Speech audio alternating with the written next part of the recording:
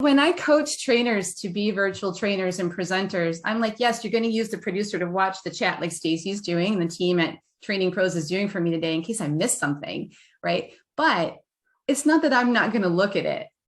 Not looking at that would be like me putting a bag over my head and hiding when I was presenting with all of you. I would get nothing. And so for me, the chat is like, for me, it's like golden nuggets over there, like gifts.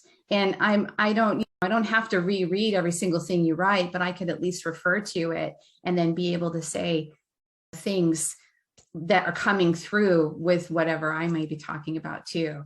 So yeah, they're watching it and they're leading on it, but that doesn't mean facilitators, trainers, presenters ignore it. From my very humble opinion. Like another behind the curtain, but this time a magician. All right, you guys know, I think you've got an idea of the cruise director. We need a whole nother session on new names for the producer. I love this.